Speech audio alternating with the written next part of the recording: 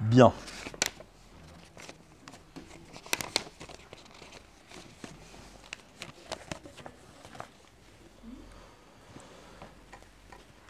Alors le thème, dans la paracha qu'on va lire, il y a plusieurs thèmes, mais le thème central va être l'ouverture de la mer Rouge, ou plutôt la traversée de la mer Rouge. D'accord, on va parler dans cette paracha également de la manne, la fameuse parachat Aman. On va parler, vous savez, là, la Parnassa et tout, là. On va parler de la guerre contre Amalek. Mais la Torah d'abord nous raconte comment se passe la traversée de la mer Rouge. Je vous rappelle l'histoire parce que je suis sûr que tout le monde la connaît. Les bénis Israël viennent de sortir d'Égypte, mais avec plaisir, voyons. Les bénis Israël viennent de sortir d'Égypte. Et 3 jours après la sortie d'Égypte, les Égyptiens, Pharaon, regrettent. Alors la Torah nous dit que Paro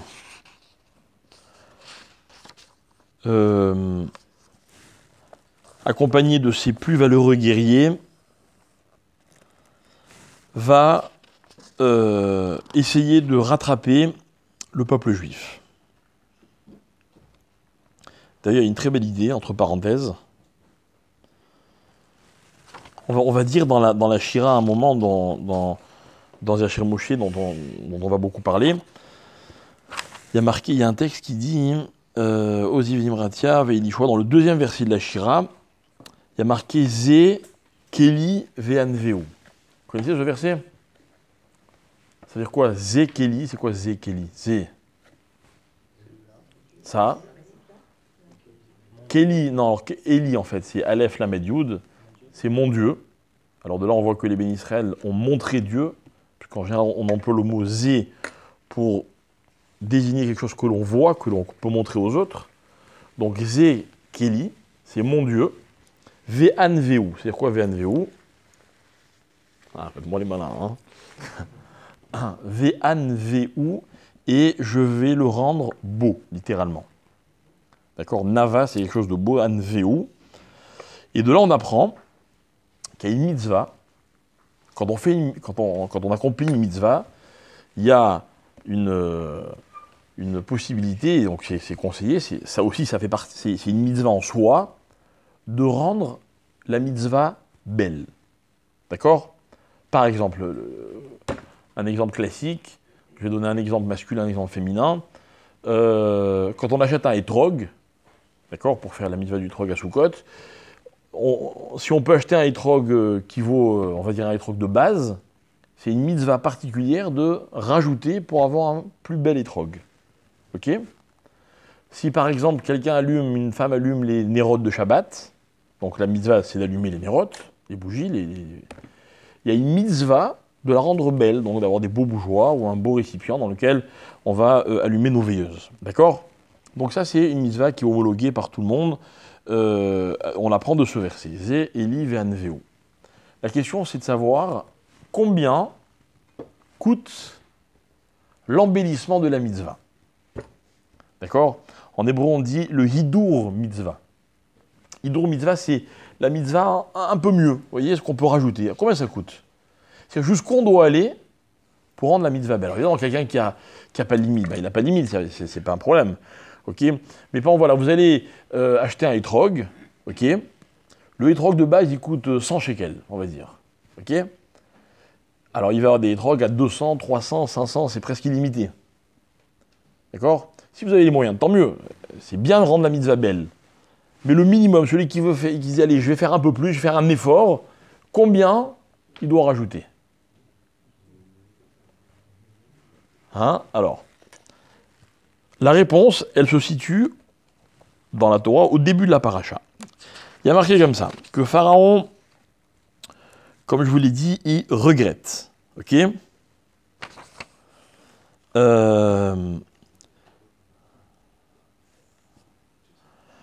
La Torah, elle dit... Alors, on dit... Pharaon réalise que les Juifs sont partis. Alors qu'est-ce qu'il fait? Il dit Mazot Asinu Kishlarno d'Israël Meovdenu, ce qu'on a fait de laisser partir le peuple juif, on avait de la main-d'œuvre gratuite, etc. On est fou. Alors Vaillé et sort et Richbo, il va lui-même atteler son char. Ok, Vet Amo Lakarimo, il prend son peuple avec lui. C'est qui son peuple? Vaikar Shesh Meot Rechev Bachour. Et il va prendre avec lui 600 cavaliers ou 600 soldats, Bachour, les meilleurs. Ok, du mot lifror.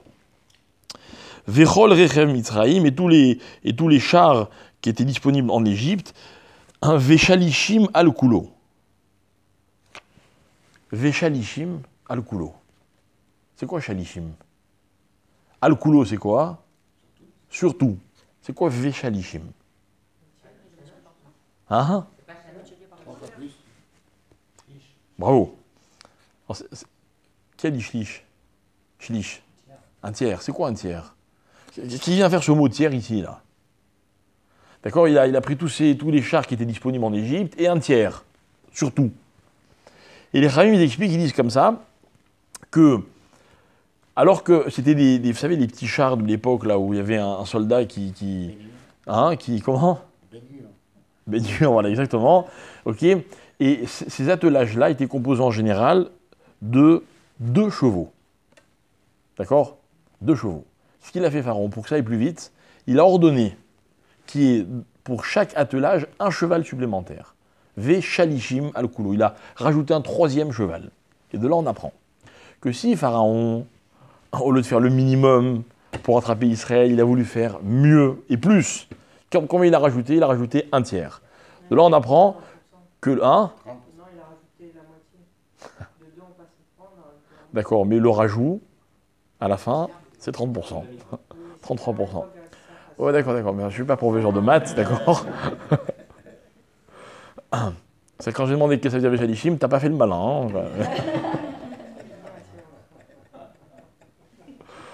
Hein. Donc, il y avait, pour chaque attelage, 30% de plus. Ok? De là, on apprend que enfin, un tiers de plus. De là, on apprend que le Hidour Mitzvah, c'est pareil, c'est un tiers en plus. Si vous êtes dans un magasin de hétrog et que le hétrog de base vaut 100 shekels, voilà, c'est bien d'aller jusqu'à 130. Encore une fois, si vous pouvez plus, tant mieux. Mais le minimum syndical du Hidour Mitzvah, c'est un tiers. On apprend de là. Bref, c'était une petite parenthèse. C'était pour expliquer notre ami, matheux. Maintenant, alors la Torah nous raconte que les Égyptiens rattrapent le peuple juif, et puis là, à un moment, il y a une catastrophe. Les Juifs ne peuvent plus avancer. Devant eux, il y a la mer Rouge. Derrière eux, il y a les Égyptiens. Et qu'est-ce qu'il y a à droite et à gauche? Ah, on ne nous dit pas. On se demande d'ailleurs pourquoi ils ne se sont pas sauvés sur la droite et sur la gauche. Ok? En fait, on voit qu'il y aurait pu avoir des solutions. Alors, la Gemara explique qu'est-ce qu'il y avait à droite, à gauche, des bêtes sauvages, des falaises, des machins, etc. Peu importe. Je ne connais pas bien la région là-bas de la mer Rouge. Il y en a qui la connaissent sans doute mieux que moi. Mais toujours est-il qu'ils sont coincés. Ils sont acculés et c'est la panique. Alors, la Torah raconte que les Juifs, littéralement, s'excitent et ils vont voir Moshe en lui disant « On a compris, hein, tu nous as fait sortir d'Égypte parce que là-bas, il n'y avait pas assez de tombes pour nous enterrer. C'était plus commode de nous enterrer dans le désert. » C'est un peu l'ambiance. Mais la Torah nous raconte aussi qu'au Moshe, il est désemparé, il ne sait pas quoi leur répondre. Ok? Alors, que fait Moshe? Qu'est-ce qu'il fait Moshe? Hein? Il prie. Il prie. Il s'adresse à Dieu, il dit, bon, sauve-nous. Alors que répond Dieu à la prière de Moshe? Vayomer Hashem el Moshe, ma titzak elai. Voilà. Qu'est-ce que tu pries? Sous-entendu quoi? C'est pas le moment de prier. C'est pas le moment de prier.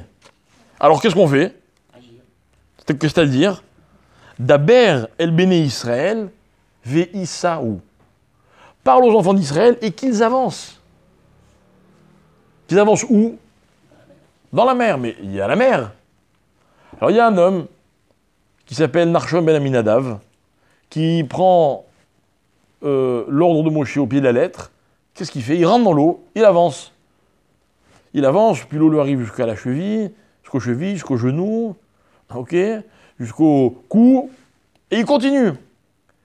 Et puis lorsque l'eau arrive jusqu'à sa bouche, la Torah dit à ce moment-là, la mer s'est ouverte. Qu'est-ce qu'on apprend de là? Ah oui, c'est une autre expression. Ouais. Je crois qu'il y a dire l'eau à la bouche, d'accord. Ouais. J'ai eu peur. Non, c'est si on est jusqu'au cou, il y a jusqu'au cou, il faut aller jusqu'à un tiers de soi. C'est pas un tiers, c'est 48%, je sais pas si. D'accord. Hein? Non, il ne faut pas croire. Parce que s'il fallait croire, alors Moshe aurait bien fait de prier. Faut pas croire. Il faut avancer. Il faut avancer. C'est-à-dire que avance, le reste, c'est pas ton problème. Ok? La solution, elle vient, je vais dire d'elle-même, elle vient d'ailleurs. Et c'est quoi la solution? La solution, mes chers amis, elle est inenvisageable. Franchement. Vous connaissez l'histoire, la mer s'est ouverte. Hein? Est-ce que quelqu'un pouvait prévoir que la mer s'ouvre? Maintenant, nous, on connaît l'histoire, on sait comment ça va se terminer. Mais c'était pas imaginable. C'était pas imaginable. Et pourtant, la mer s'est ouverte. Vous connaissez, je vous ai raconté déjà l'histoire du petit gosse qui rentre de l'école. C'est la paracha de Béchalar. Alors son père lui dit alors, qu'est-ce qu'on t'a raconté à l'école? Il dit, ben voilà, on nous a raconté que les Juifs sont sortis d'Égypte, les 10 plaies, machin, etc. Et puis les Égyptiens regrettent, ils recourent après. Et puis au bout d'un moment, les Juifs sont coincés, d'un côté la mer, de l'autre côté les Égyptiens. Alors le père il dit alors? Il dit, ben alors à ce moment-là, les Américains sont arrivés, ils ont tiré 2 missiles sur les Égyptiens, et puis ils ont anéanti les Égyptiens, et tout s'est arrangé. Alors le père regarde son fils, il dit, bon, c'est vraiment ce qu'on t'a raconté à l'école? Alors le gosse dit à son père, non, c'est pas ça qu'on m'a raconté à l'école, mais si je te raconte ce qu'on m'a dit, tu vas jamais me croire. D'accord? Et c'est exactement ça, c'est incroyable comme histoire. Et en fait, la vraie question, c'est, il n'avait pas d'autre moyen, Dieu, de résoudre le problème. Il fallait absolument qu'il fasse un miracle aussi fracassant. T'as raison, mais ça ne résout pas notre problème. Pourquoi changer la nature des choses? Je t'explique. Mon problème, voilà où il se situe. Moi, on m'a toujours appris, et j'y crois, ça fait partie de mes gènes, d'être convaincu que cette histoire est vraie, que les Juifs ont eu un miracle, la mer s'est ouverte. Et si moi, demain, je suis dans la même situation, hein, est-ce que je vais envisager que la mer s'ouvre pour moi? C'est que cette histoire, j'ai presque envie de dire qu'elle est révélatrice de rien. Elle est peut-être même pas un enseignement. Alors on va essayer d'expliquer dans un petit moment. Les Juifs traversent la mer à pied sec, dit le texte.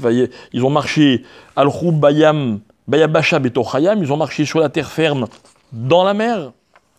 Ok? Ils traversent la mer, en fait c'est un demi-cercle. Et puis les Égyptiens arrivent un peu plus tard, ils voient ce boulevard, pas Aqua Boulevard, ce boulevard sec justement dans la mer, ils s'y engouffrent également, et lorsque le dernier Juif a posé le pied sur la plage de l'autre côté, qu'est-ce qui se passe? La mer se referme, et ils vont tous se noyer. Ok? Et là, que font les Juifs? Ils chantent. Il y a une autre version, il y en a qui disent qu'ils sont allés se baigner juste après. C'est le... Comment il s'appelle? L'ambassadeur d'Israël à l'ONU qui... Vous ne connaissez pas cette histoire? Elle est connue. Alors il dit qu'il y avait un débat à l'ONU, et puis c'était les Palestiniens qui attaquaient Israël en disant voilà, ils nous volent nos terres, etc.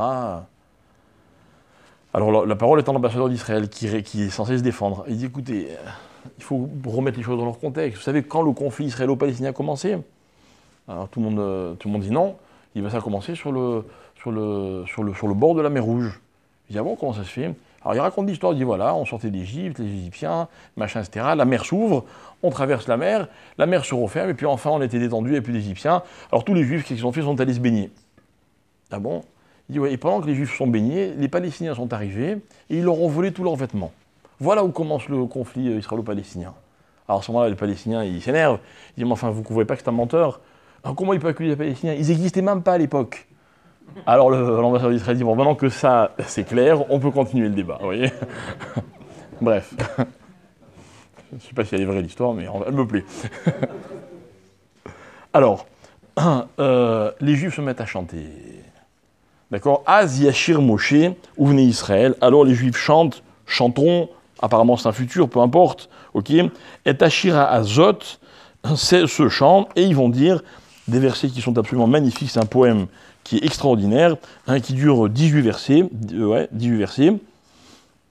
Et ce chant, mes chers amis, va faire partie de la prière de tous les jours, dans toutes les synagogues, et toute personne qui fait la prière de Shacharit du matin comme il se doit, va réciter ce Az Yashir Moshe. Ok? Ce qui fait que dans les synagogues, on aime chanter. Je ne sais pas si vous fréquentez les synagogues. Dans les synagogues, pas tout le monde ne sait bien chanter, mais tout le monde chante. Ok? Et on va définir pendant un petit moment justement la place de ce texte dans la Tefila. Ce texte-là, donc, comme je vous le disais, va reprendre les principaux thèmes de la sortie d'Égypte et de ce qui s'est passé exactement au moment où la mer s'ouvre et se referme. Et là, on va nous raconter, par exemple, que les Égyptiens vont se noyer. Il y a marqué Yochlemo Kakash, ou c'est, voilà, Yochlemo Kakash, et juste avant, il y a marqué, c'est où Kaoferet, là?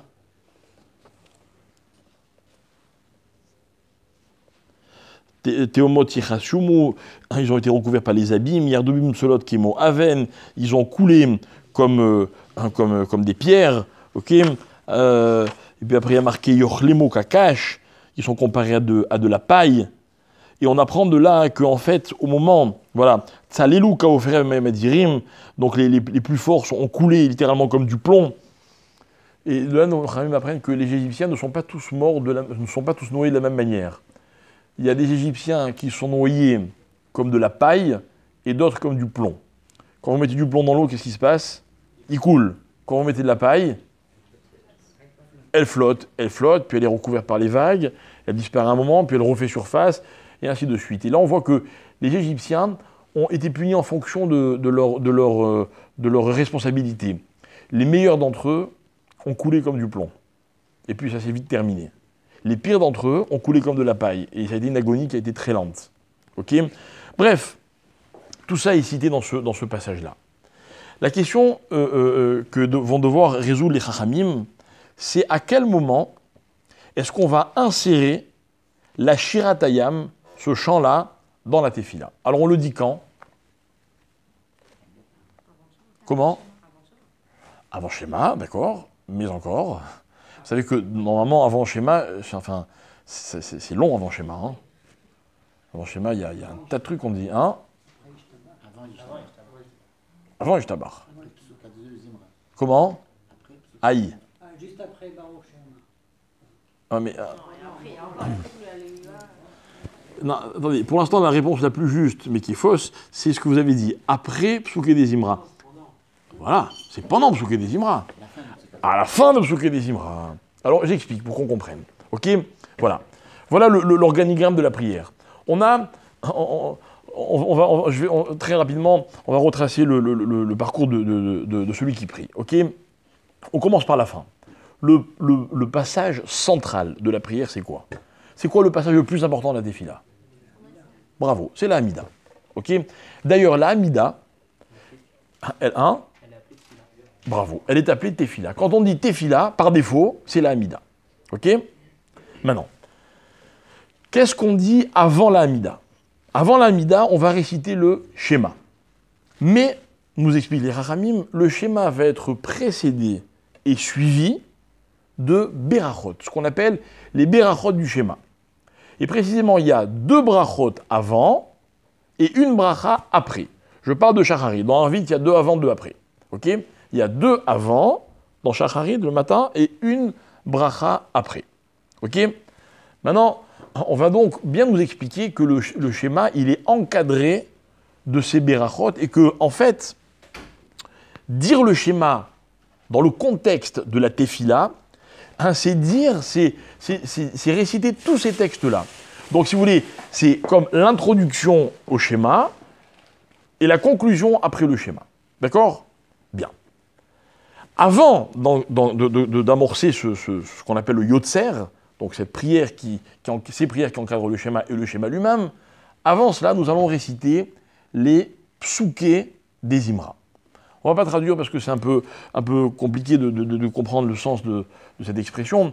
Les psuké des Imra, ce sont des psaumes qu'on lit tous les jours. Et attention, tenez-vous bien, qui sont eux-mêmes encadrés par une beracha avant et une beracha après. La beracha qui précède ces psaumes-là, c'est Baruch She'amar. La beracha qui conclut ces psaumes-là, c'est Ishtabach. D'accord? Très bien. Maintenant, pourquoi je vous précise tout cela? Parce que de façon générale, quand un texte commence par une beracha et termine par une beracha, il est donc interdit de s'interrompre. Donc quand on dit les psuké des Imra le matin, tous les psaumes qu'on dit, on ne doit pas s'interrompre, du début jusqu'à la fin. Ok? Le problème, c'est qu'après, on nous raconte qu'on n'a pas le droit de s'interrompre entre psuké des Imra et Yotzer. Après le Yotzer, c'est aussi des brachot, on ne peut pas s'interrompre. Après, on doit directement enchaîner avec l'Amida. Bref, Mekitsour, en un mot, on doit se taire tout à tefila. D'accord? Bien. Donc, récapitulons. Les psuké des Imra, c'est un ensemble de psaumes, ok, au milieu desquels on ne doit pas s'interrompre.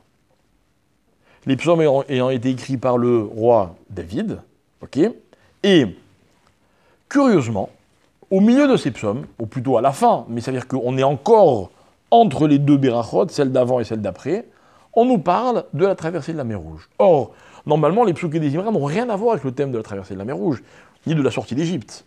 Ok? Donc, première question, pourquoi est-ce que c'est juste là qu'on a intercalé la Shiratayam? Deuxième question, la Shiratayam. Si déjà, on aurait dû la dire au début de Psuké des Imra. Pourquoi? Parce que les psaumes qui ont été rédigés par le roi David sont chronologiquement ultérieurs à la Shiratayam qui fait partie des versets de la Torah. Or, vous savez sans doute que l'importance des textes dépend de leur antériorité. Et que si, par exemple, vous rangez des livres de Torah, ok, c'est lequel que vous mettez au-dessus de tous? Le Chumash, la Torah. En dessous de la Torah, qu'est-ce qu'on va mettre? Le Nach, bravo. Les Nevim, les Ketubim, les prophètes, les hagiographes, etc. En dessous, vous mettrez la Mishnah. En dessous, vous mettrez le Talmud, et puis après, tout ce qui suit. D'accord? Or là, curieusement, la Shiratayam, donc les versets de la Torah, sont placés après les psaumes. Apparemment, ça ressemble à une anomalie. Donc il y a une double question. Première question, pourquoi est-ce qu'on a intercalé comme une interruption les psuké des Imra qui sont des psaumes? Deuxième question, si déjà, alors pourquoi dans cet ordre? Et troisième question, écoutez bien, lorsqu'on va réciter la prière de la bracha de Baruch She'amar, on va dire comme ça. On va dire d'abord, on va rendre hommage à Hachem, on va lui dire, béni soit celui qui a dit que le monde soit. On va dire, béni soit celui qui dit et qui fait. D'accord? Tout ça, ce sont des vertus, etc., etc. Et puis après, on va dire, béni sois-tu Hachem, notre Père, etc., etc. Et on va dire, Ubeshire David Avdecha Nehalelach. Nous allons te louer par les psaumes de David, ton serviteur. Et avec cette phrase, on a tout gâché. Pourquoi? Parce que si on n'avait rien dit, j'aurais pu comprendre qu'au milieu, on peut rajouter ce qu'on veut. Mais on dit de façon explicite dans Baruch She'amar que les textes qui vont suivre sont les psaumes écrits par David. Alors qu'est-ce que vous venez me rajouter un texte qui n'a pas été écrit par David Améler? Dans la bracha, on dit une chose, et concrètement, on fait le contraire, enfin, on fait autre chose. Fallait rien me dire. Si les Khamim voulaient rajouter à Yashir Moshe, il n'y a pas de problème. Mais alors pourquoi avoir précisé qu'on va réciter uniquement les psaumes du roi David? D'accord? C'est une question qui ne va pas vous empêcher de dormir. Mais c'est une question. C'est pas normal. Vous savez que les Khamim qui ont rédigé la prière ont été extrêmement minutieux dans le choix des textes, l'ordre des choses, etc., etc. Alors pourquoi est-ce qu'ils ont commis apparemment cette erreur? Alors, on va répondre aux questions. On va d'abord résoudre l'une des questions. On va dire comme ça. Pourquoi est-ce que Yashir Moshe se trouve à la fin d'Psuké des Imra? C'est parce que, dit le Rambam Maïmonide, dans les halachot qui concernent la prière, Le Rambam dit comme ça, il dit c'est parce qu'en fait, on veut que le texte de Hazir Moshe, ok, soit le plus près possible du schéma. Or, coller au schéma, c'est pas possible à cause des bénédictions, parce que là, vraiment, c'est grave de s'interrompre. Mais alors, au moins, si ça fait partie des textes qui sont avant le Yotzer, les brachot du schéma, au moins que ce soit le plus près possible du schéma. D'accord? D'ailleurs, d'après le Rambam, on ne dit pas Hazir Moshe avant Ishtabach, avant la deuxième bénédiction des Psouk et des Simra, on l'a dit après Ishtabach. D'accord? C'est pas comme ça la halakha, parce que dans aucun sidon, vous verrez que ça figure dans cet ordre-là. Mais c'est-à-dire que pour le Rambam, ce qui est important, c'est que ce soit collé au schéma. Et d'ailleurs, tous les Haramim vont dire, c'est vrai, il faut que ce soit collé au schéma. Alors, on va le mettre dans les Psouk et des Simra, mais le plus près possible du schéma. D'accord? Je n'ai pas expliqué pourquoi, mais juste, en tout cas, au niveau du mécanisme, vous avez compris pourquoi ça se situe à la fin et non pas au début de ces psaumes-là. Ok? Ok ou pas? Non, parce que si vous ne comprenez pas là, c'est pas la peine qu'on continue. Hein. Alors.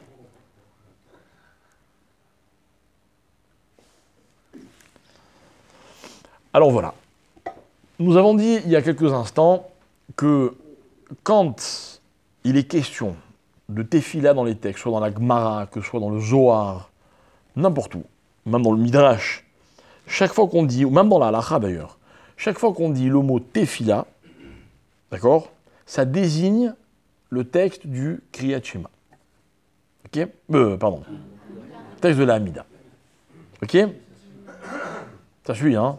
Impeccable. Ok? Bien. Dans le Talmud, dans le traité de Shabbat, page 11, la Gemara se pose une question. Ok? La question, c'est la suivante, je vous lis le texte. Chaverim sheayu oskim ba Torah. Alors la Gemara demande comme ça. Elle parle de certaines personnes qu'on appelle les Chaverim. C'est quoi les Chaverim? Les Chaverim, dans ce contexte de la Gemara, c'est les gens qui étudient la Torah, les Chachamim. Les Chachamim, on les appelle toujours les Chaverim. Ok? Vous n'en connaissez peut-être pas, ou même si vous les connaissez, ce n'est pas forcément vos amis. Mais le Chacham, c'est un ami. Le Chacham, il est toujours là, pas pour me rendre service, m'aider ou résoudre mes problèmes. Mais, son étude de la Torah, ok, elle est salvatrice pour tout le peuple juif. Regardez, il y a marqué dans le dernier texte qu'on dit le matin, dans la prière du matin, avant les Shabéach. Ce texte-là, il commence par les mots suivants. Tana de Veliaou, si vous, peut-être que vous connaissez. Tana de Veliaou, Kola Shone Alachot, etc., etc. Et à un moment, qu'est-ce qu'on dit dans ce texte-là? Il y a fait mode. On dit Talmidei Chachamim, Marbim, Shalom Baolam, Shene Mar Vechol Banaïr, etc. Ce texte-là, donc, qui est dans la Gemara de Megillah, ce texte dit les Talmidei Chachamim, les sages, Marbim Shalom Baolam, rajoutent littéralement de la paix dans le monde. Pourquoi? C'est un thème. Ok, c'est pas le note de ce soir. Mais en tout cas, vous voyez que dans ce passage de la Gemara, on les appelle les Chaverim. Maintenant, c'est quoi les Chaverim? Ce sont des gens qui sont Oskim Ba Torah. C'est quoi Oskim Ba Torah?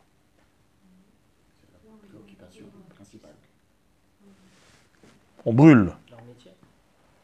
On s'éloigne. Ils n'ont pas de métier. Ils n'ont pas de métier.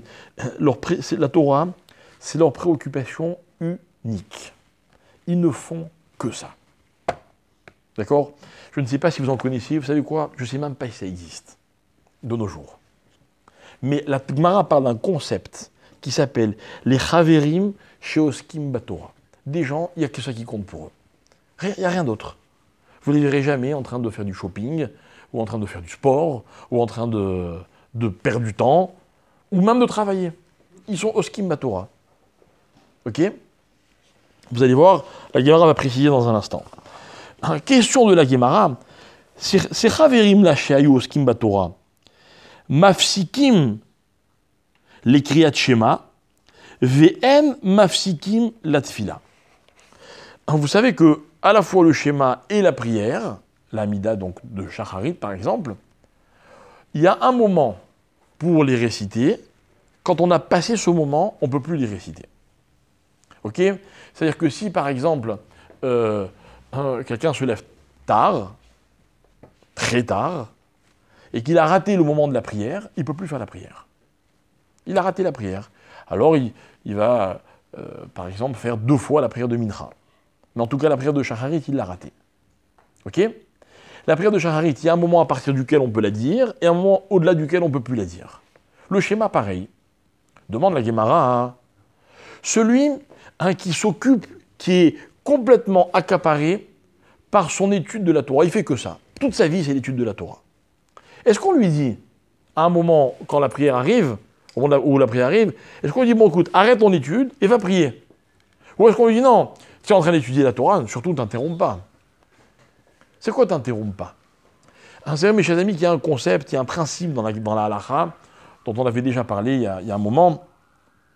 Le principe qui dit la chose suivante. Aosek be mitzvah, patour mina mitzvah. Celui qui est occupé par une mitzvah est patour d'une autre mitzvah. Ok? En d'autres termes, quand vous êtes en train de faire quelque chose que la Torah vous demande de faire, et qu'on vient vous proposer une autre mitzvah, vous devez répondre, je ne peux pas abandonner une mitzvah pour en faire une autre. Pas possible. Vous voyez, imaginez que maintenant, quelqu'un rentre dans la synagogue et il dit « Écoutez, ma voiture est en panne, est-ce que quelqu'un peut m'aider à la pousser ?» C'est une mitzvah de l'aider. C'est un juif, je vais obligé de préciser. D'accord? C'est une mitzvah d'aller l'aider.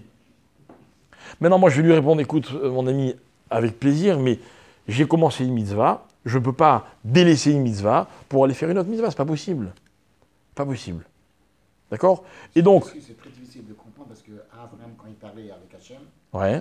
il a dit, je m'excuse, j'ai pas le temps de parler avec toi, parce que j'ai 3 bonhommes, il a donné... Exactement. Et c'est ce qui fait que vous posez la question. Il y a une réponse. Mais à cause de ce que je viens de vous dire, vous avez une question. Elle est bonne, votre question. C'est vrai. C'est une vraie question. Maintenant, attention, après, il y a des conditions. Par exemple, la Gemara va parler de ce qu'on appelle mitzvah overet. Bon, d'abord, il y a la mitzvah, par exemple, qui consiste à sauver quelqu'un qui est en train de mourir, qui est en danger. Là, il n'y a même pas de question. Là, la Torah, elle dit, quand il s'agit de sauver quelqu'un, il n'y a plus de mitzvah, il n'y a plus de Torah. Tout le reste n'existe plus. D'accord? Mais une mitzvah classique. Ok? Je suis en train de faire une mitzvah. Par exemple, voilà, je suis en train d'étudier la Torah, et puis un pauvre vient, il me dit, je me ramasse de l'argent pour telle œuvre noble. Ok? C'est une mitzvah de l'aider, mais je vais lui dire, non, je ne peux pas interrompre ma mitzvah pour accomplir une autre mitzvah. Mais si c'est mitzvah overet, mitzvah overet, ça veut dire quoi?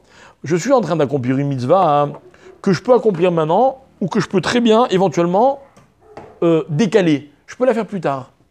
Ok? Par contre, la mitzvah qu'on vient me proposer, c'est ou maintenant, ou jamais. Qu'est-ce que je fais? Alors on me dit, voilà, fais la mitzvah qui est overet, c'est-à-dire qui passe, qui va disparaître, et celle que tu avais commencée, au pire, c'est pas grave, tu reprends plus tard et tu continues. Et ça, c'est possible. Voilà pourquoi, si quelqu'un vient vous demander maintenant de l'aider à pousser sa voiture, je vous dis tout de suite, moi je continuerai mon cours. Ce qui veut dire que le cours, vous allez le rater. C'est une mitzvah overet. Vous ne pouvez pas. Ah, quelqu'un d'autre va l'aider à votre place. Quand on a commencé une chose, on ne s'interrompt pas pour en faire une autre. Ok? Maintenant, cette mitzvah, ce principe-là, il ne faut pas non plus en abuser. La Gemara rapporte qu'un jour, quelqu'un était chez lui, on tape à la porte, il ouvre la porte, il voit un pauvre qui va lui demander la tzedaka. Alors qu'est-ce qu'il fait? Il met la main sur la mezouza, il dit, tu vois, je suis en train de faire la mitzvah de la mezouza, je suis exempté de t'aider.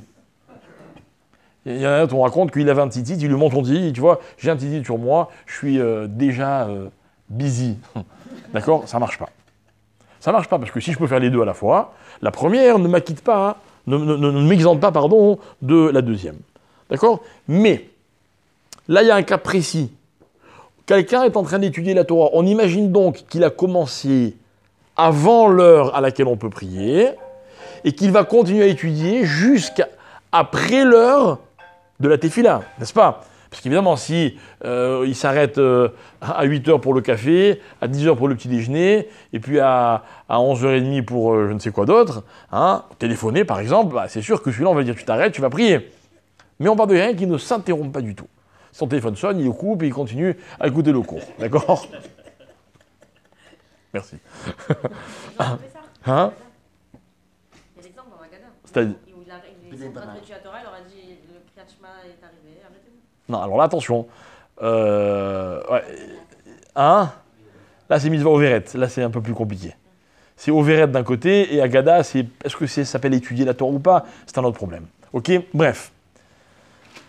La Gemara, elle tranche. La Gemara me dit, écoutez bien, pour le schéma, on s'arrête. Pour la tefila, on ne s'arrête pas.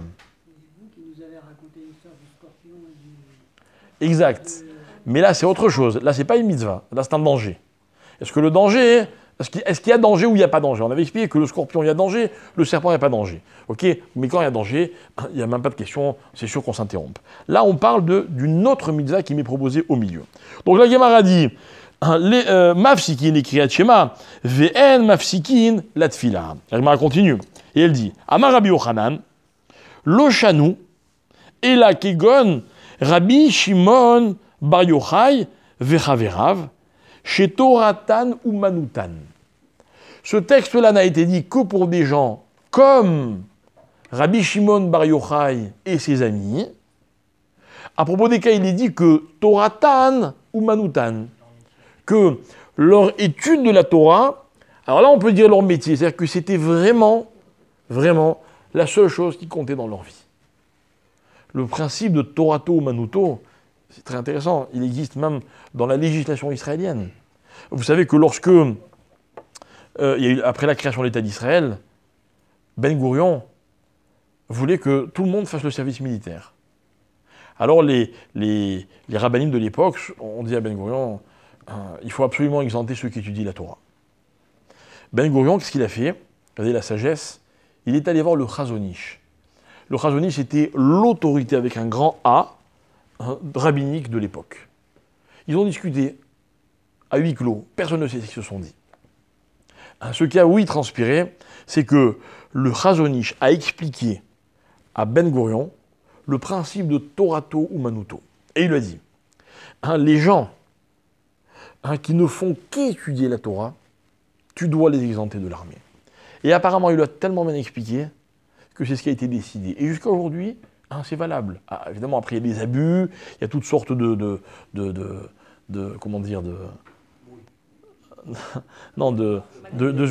d'usurpateurs, vous voyez ce que je veux dire?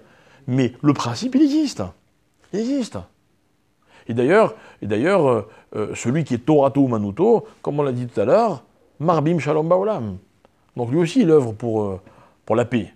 Tout le monde sait très bien que l'armée sert à faire la paix. Bref. Toujours est-il que ce principe, il existe. D'accord? Il existe et c'est là qu'il est marqué. Donc, pour qui il a été dit qu'on ne s'interrompt que pour le schéma et pas pour la Hamida? Pour qui ça a été dit? Pour Rabbi Shimon Bar Yochai. D'accord? Problème. Les Ramim demandent, mais Rabbi Shimon Bar Yochai,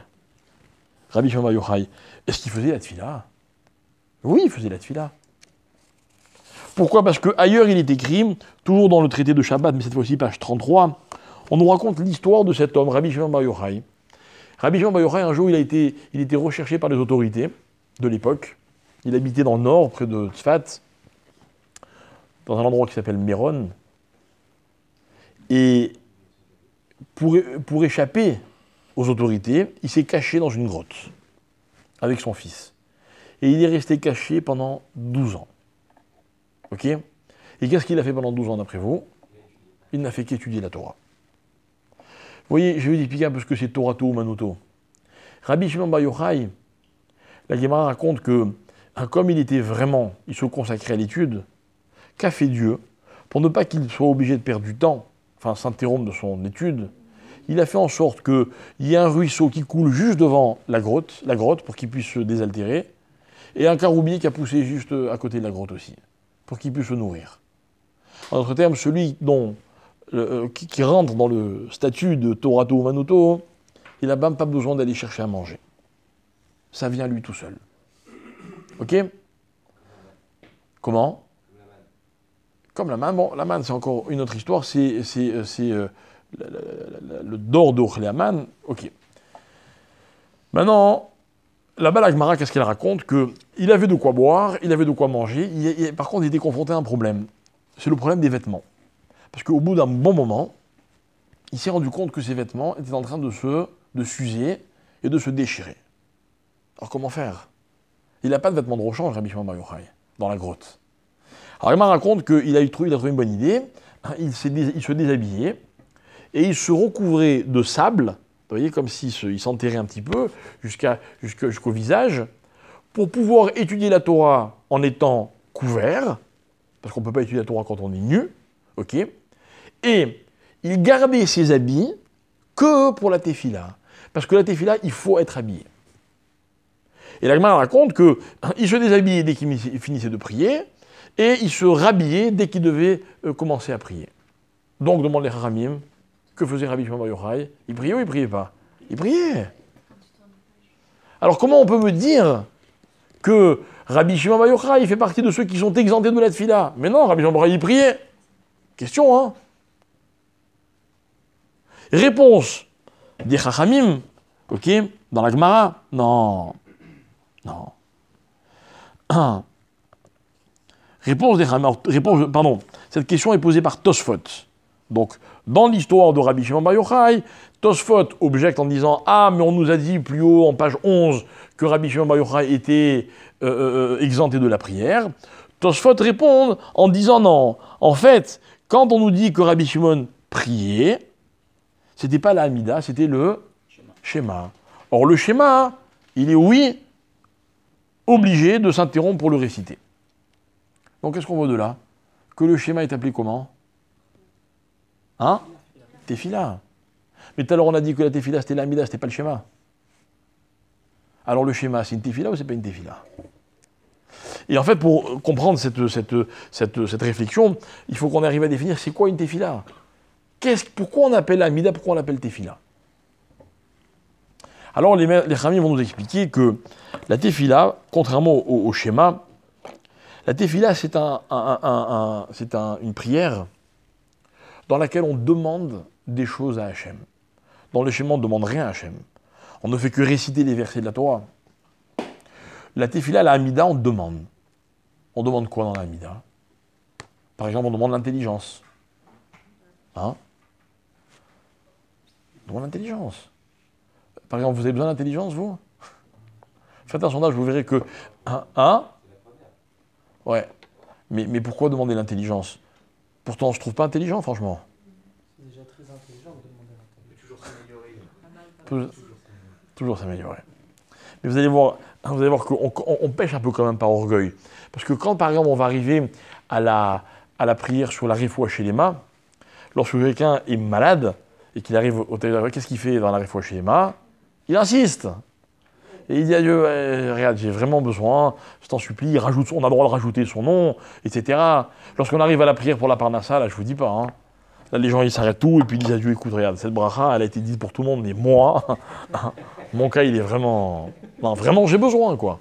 Mais je connais personne qui, dans la prière pour l'intelligence, rajoute. D'accord? Parce que personne ne considère qu'il a vraiment besoin qu'on lui donne de l'intelligence. On peut dire, oh, donne-moi un peu mieux. D'accord? Bref, c'était une parenthèse au passage. Ok? Ça veut dire comme ça, que ce qui est appelé tefila, ou en araméen, tzlota, tzloté.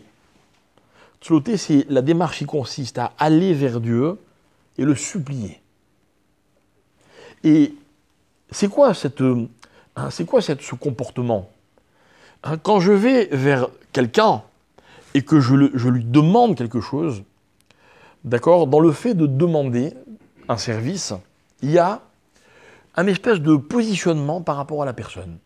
Vous voyez, c'est comme ça. Si j'ai besoin de vous, en quelque sorte, je me rabaisse devant vous parce que j'ai besoin de votre aide.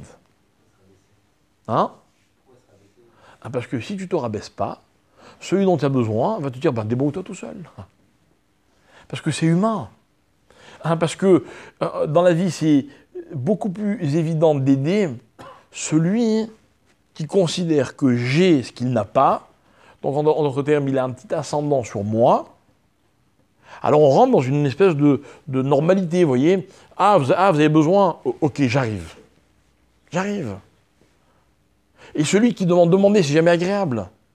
Parce que demander, c'est admettre que quelque part, il y a une espèce d'infériorité qui fait que, voilà, j'ai besoin de ce que vous avez et que je n'ai pas, ou de ce que vous êtes et que je ne suis pas, ou de ce que vous savez et que je ne sais pas, etc., etc.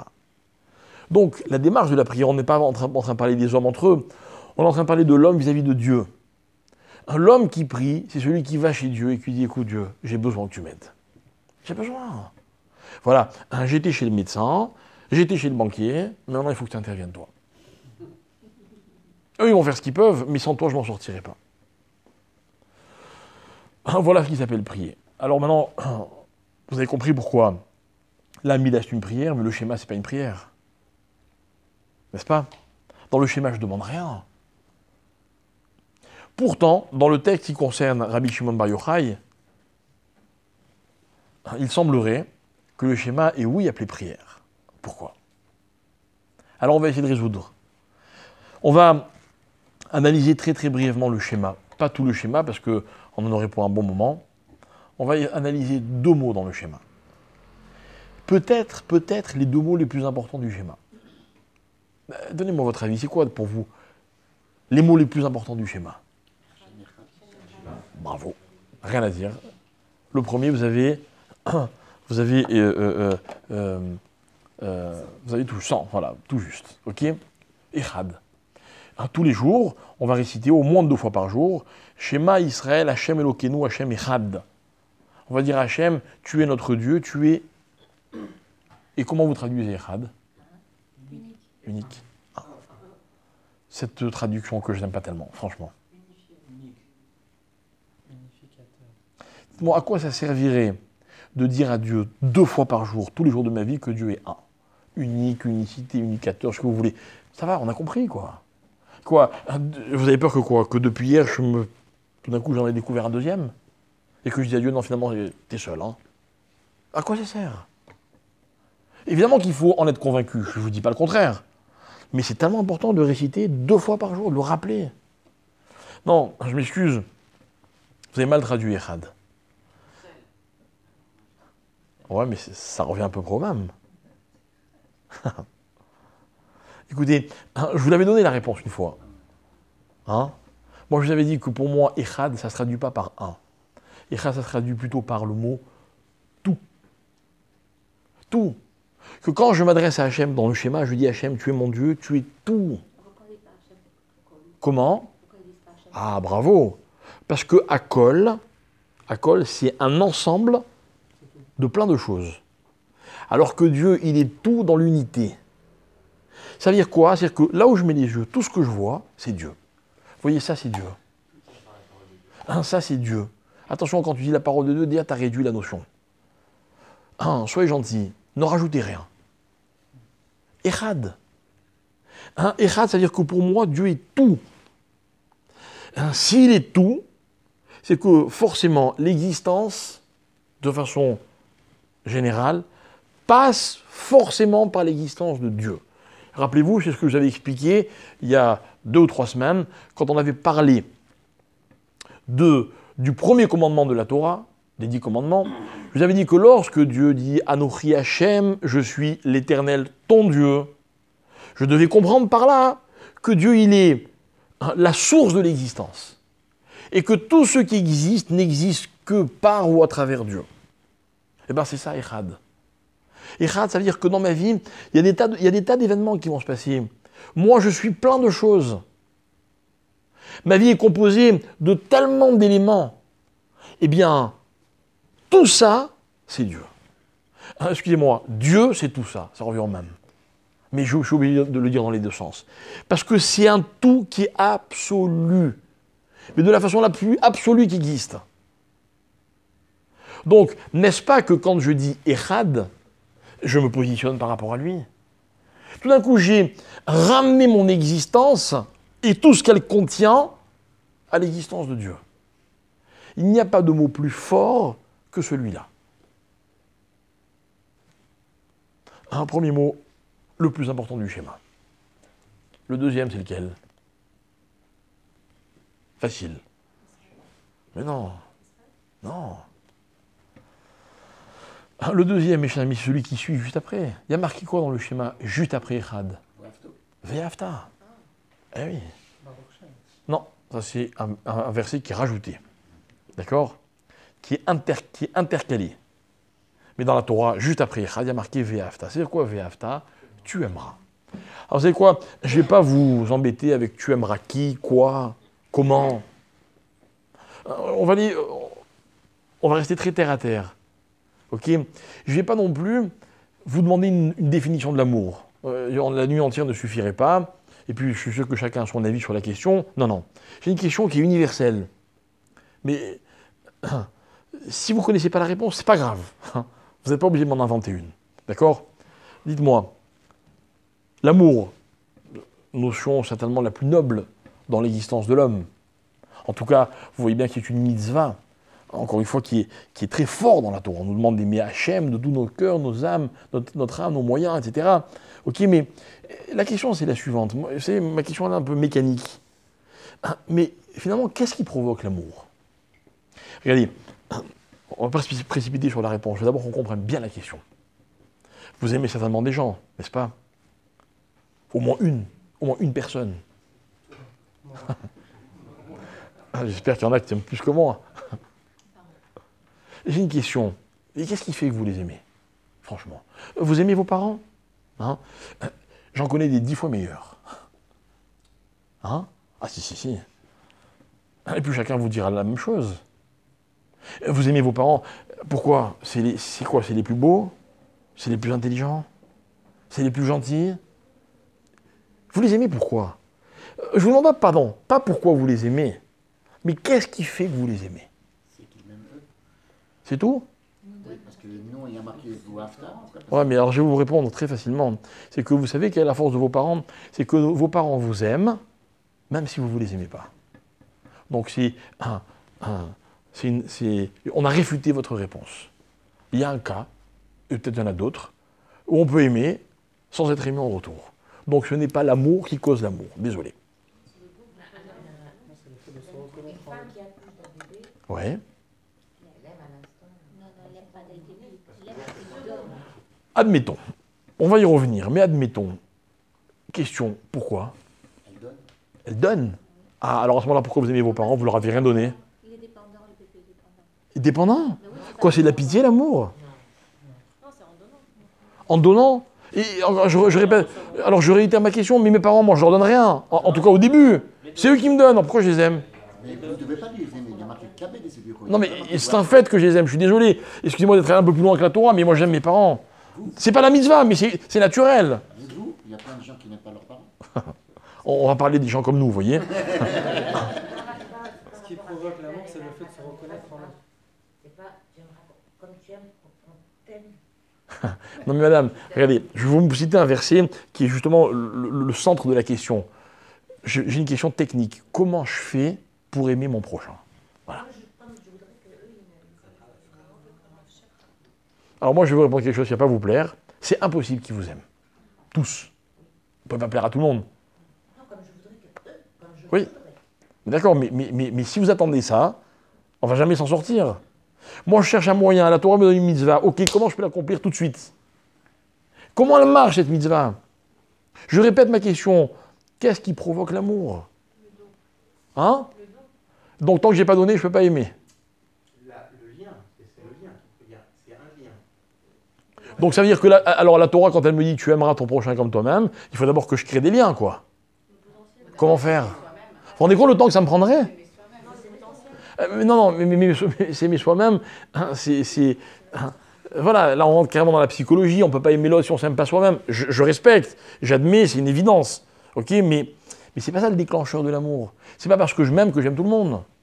Soit décidé, en fait. Alors une appartenance, le fait que ce soit mes parents, alors je les aime parce que ce sont les miens, et le fait que ce soit mes enfants, je les aime parce que ce sont les miens. C'est tout. Donc, tu te rends compte, c'est vachement égoïste, quoi. C'est-à-dire, j'aime parce que ça m'appartient. C'est pas de l'amour. C'est pour la croyance, on a décidé de croire, alors que on a décidé de rien, alors non. Il y a un lien avec Echad avant. Parce que puisque Il y a un lien, tu sais quoi, il y a un lien, je te défie de le trouver. Mais il faut tout de suite. Non, parce qu'en fait, tu parles d'amour homme-femme. Non, mais tu parles d'amour que tu veux, moi, je n'ai pas parlé homme-femme. Par rapport à Echad, cette notion, c'est que puisque Dieu Ouais, est tout, ouais. que donc c'est finalement je suis en lien avec tout, puisque je suis en lien avec Dieu. Si Dieu est tout, je suis tout. C'est pour ça que peut-être ça a été traduit par. Mais alors pourquoi j'aime l'autre? Pourquoi? Mais pourquoi j'aime l'autre? L'autre, il n'est pas tout pour moi. Non, il n'est pas Il est tout. parti de Dieu dans tout. Il est une présence, il est une réflexion de Dieu. Donc cette réflexion de Dieu, c'est ce Dieu qu'il attend lui, je peux obligatoirement aimer. Ah, franchement, dans tous les gens que tu aimes, tu vois Dieu? Non, mais sincèrement. Franchement, non. Franchement, non. Mais par contre, j'essaye de m'efforcer quand j'ai un différent avec quelqu'un, Ouais. ou je n'apprécie pas quelqu'un, d'essayer de voir cette dimension de la divinité chez lui. Maintenant, est-ce Mais- que je creuse? Peut-être pas toujours. Tu te rends- Non, mais je t'explique. Non, je pourrais être d'accord avec toi, d'accord, bien qu'on n'a pas, t'as pas dit grand-chose, si tu me permets, mais ça devient très compliqué, quoi. Non, mais t'en as fait une histoire très compliquée, l'amour. Je l'aime pas, donc je vais voir pourquoi je l'aime pas, je vais trouver chez lui Dieu ou quelque chose qui ressemble à Dieu, alors je peux l'aimer. Non, moi, excusez-moi, moi, dans l'amour, je suis très, très instinctif, quoi. L'amour, c'est aussi une réponse à des besoins. Besoin de qui? Les miens. On retourne dans l'égoïsme, ça me plaît pas. Ça me plaît pas. Regardez, attendez une seconde. Je vais vous écouter. Mais d'abord, je voudrais que vous sachiez que j'ai une vraie réponse. J'ai une vraie réponse. Non, mais que vous pouvez trouver aussi. Attends. Tu disais ça, hein? Ce que je disais, c'était que on nous demande, peut-être quand on dit tu aimeras l'autre comme toi-même, Mhm. ça veut dire de s'aimer déjà, commencer par s'aimer, travailler sur soi, non? Ça prend beaucoup de temps. Et celui qui s'aime pas, comment il fait alors? Il est exempté de la mitzvah? Non, c'est parce qu'on sait ce qu'on peut apporter à l'autre, en fait. Encore une fois, si vous recréez cette notion, mais tout ça, ça prend du temps, mes chers amis. C'est pas, vous voyez, vous avez, excusez-moi, vous avez gâché toute la notion de, comment on dit, de spontanéité, quoi, vous voyez. Mais là, Tiens, lui, il a besoin, lui, machin, etc. Alors, je peux pas aimer quelqu'un qui a pas besoin de moi du tout. non, mais là, il y a marqué Ba'afta et Hashem. Mais oubliez la mitzvah maintenant. Je suis pas dans la mitzvah.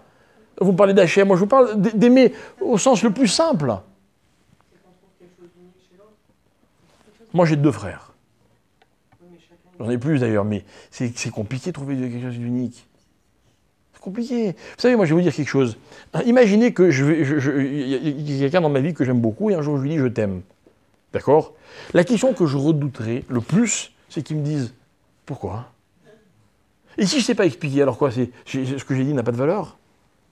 Non, alors écoutez, je vais vous donner la réponse. Je vais vous donner la réponse et je suis sûr que vous serez d'accord avec moi. On va voir. Ouais. Laissez-moi voir. Non, vous voulez que je vous dise le fond de ma pensée? Je suis très étonné que vous n'ayez pas trouvé, quoi. Je ne vais pas dire que je suis déçu, mais bon. Tu nous aimes pas comme il faut le dire. On va voir. Tu diras ça à la fin du cours. Mais non, mais mes chers amis, aimer quelqu'un dépend de l'importance que je lui accorde. Je suis désolé. Dans le mot importance, il y a peut-être ce que vous avez dit, ok, mais je n'ai pas réduit à des petits exemples. J'aime quelqu'un parce qu'il est important pour moi. Moi, quand j'étais un tout petit garçon, mais vraiment tout petit garçon, hein, j'étais incapable de vous dire ce que mes parents me donnaient ou ce qu'ils ne me donnaient pas. Mais c'était important pour moi. C'était important. Oui, mais donc il nous donne quelque chose. Mais non. Mais non, parce que, encore une fois, tu ramènes ça à une notion de don, donc d'échange. Mais pas du tout. Pas du tout. Il me donne rien. Et pourquoi il est pas. Quelqu'un qu'on voit dans la rue, Ouais, on l'aime, ouais. je sais pas. Pourquoi il est important pour nous? Ah ben, justement, ça c'est une question que vous pouvez très rapidement résoudre. La preuve, c'est que des fois, vous parlez avec quelqu'un, ça dure quelques minutes. Et puis tout d'un coup, il n'est pas important pour vous, mais vous lui accordez de l'importance. Et c'est ça qui va provoquer l'amour. Maintenant, l'intensité de l'amour dépend de l'importance, de l'intensité de l'importance. Donc plus c'est important, plus je vais aimer. Mais c'est tellement simple. C'est-à-dire que moi, ce qui me fait plaisir, ce qui me remplit, ce n'est pas une condition, j'explique, c'est un constat. C'est que les gens qui m'aiment, c'est la preuve que pour eux je suis important. C'est magnifique. Vous vous rendez compte de la force que ça me donne? Encore une fois, ce n'est pas une condition. Ce n'est qu'un constat. C'est-à-dire que si moi, j'aime ma femme, ou une femme, elle aime son mari, c'est pas parce que c'est le plus intelligent, le plus beau, ou le plus riche, ou le plus ce que vous voulez, non. Il est tout simplement important à ses yeux. Et, écoutez bien, le summum de l'importance, c'est quand ma vie, donc mon existence, dépend de l'autre. Je donne un exemple. J'ai un exemple. En question. Là, vous n'êtes peut-être pas d'accord avec moi, mais c'est pas grave. Est-ce qu'on peut aimer un enfant avant sa naissance?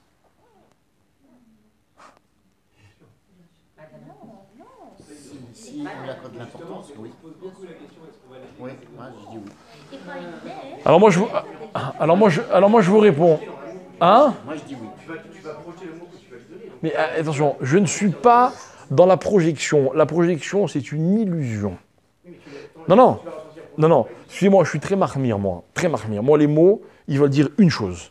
D'accord? Celui qui me raconte qu'il aime un enfant qui est pas né, pour moi, c'est un mythomane. S'il est honnête. Enfin, c'est pas de l'amour, arrêtez vos histoires. C'est pas de l'amour. Mais dès qu'un enfant naît, ça prend toujours Dès qu'il naît, il y a quelque chose qui se passe. Quoi? Racontez-moi ce qui se passe quand un enfant vient de naître. Au moment où il est en train de naître, qu'est-ce qui se passe?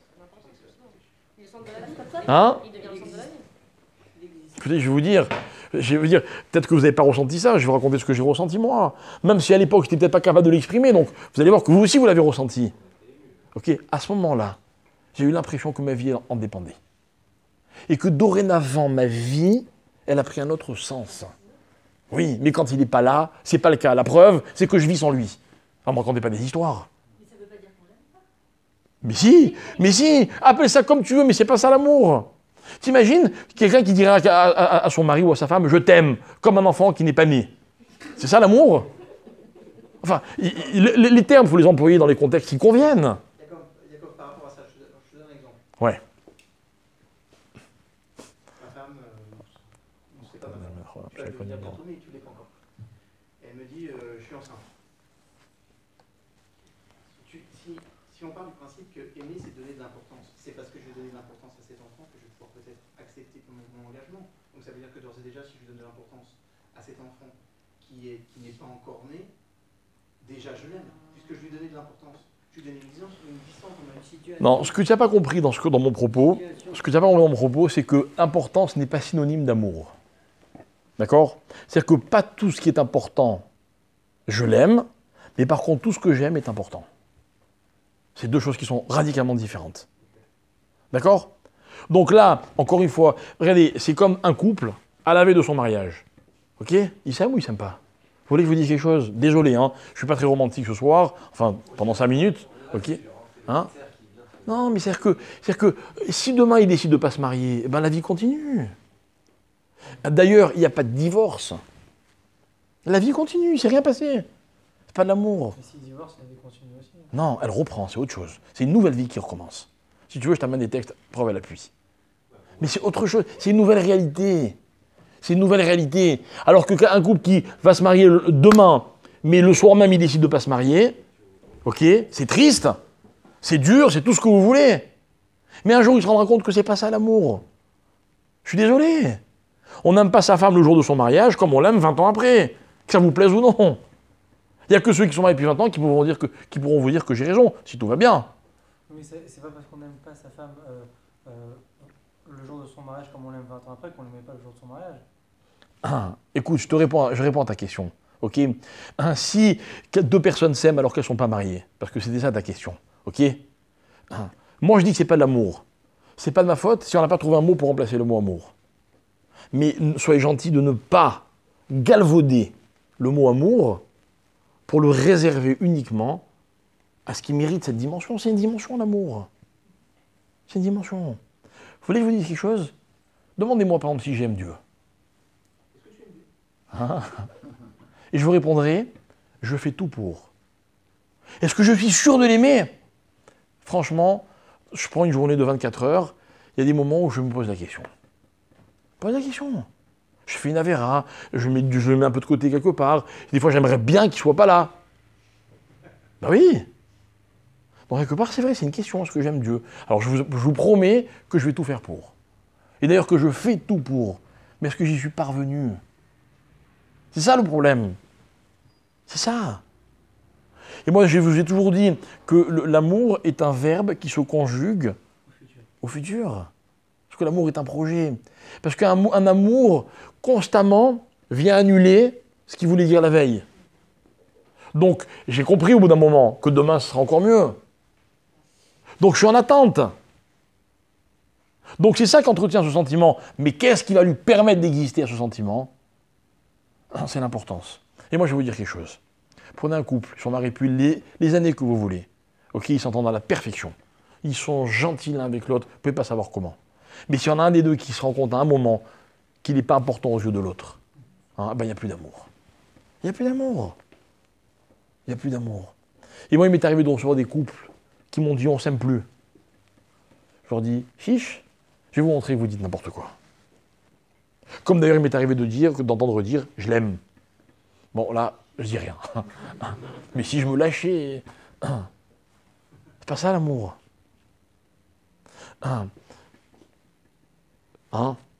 C'est qui est plus romantique? Celui qui idéalise la notion d'amour ou celui qui s'en sert n'importe comment? L'amour, mes chers amis, elle dépend de l'importance que je donne à l'autre. Et plus il est important pour moi, et plus je l'aime. Et un enfant, à la seconde où il naît, ma vie prend un autre sens. Et ce sens-là ne serait jamais le même, donc mon existence ne serait plus complète si cet enfant, Chas Shalom, n'était plus là. Mais une seconde avant, il n'est pas là, l'enfant. Je n'ai pas dit qu'il n'est pas important. Non, il n'est pas là du tout. Il n'est pas du tout. Mais il n'est pas là pour les hommes, mais les femmes, elles le sentent. Non, elles sentent, dans la Guémara, il y a un terme précis. Elles sentent un oubar. Un oubar, c'est un embryon, quelle que soit l'étape à laquelle on se situe. Mais ce n'est pas encore un être humain. Je suis désolé. Comment? C'est un autre problème. C'est un autre problème. Le respect de la vie, c'est autre chose. Il y a la vie de quelqu'un qui n'existe pas. C'est clair, quoi. Vous aimez vos enfants avant qu'ils naissent? Ouais? Vous leur donnez à manger? Arrêtez, ça se fait tout seul, racontez pas des histoires. Même si vous voulez pas qu'ils mangent, ils mangent. Mais quand ils sont là, vous arrêtez tout pour leur donner à manger. Ah oui.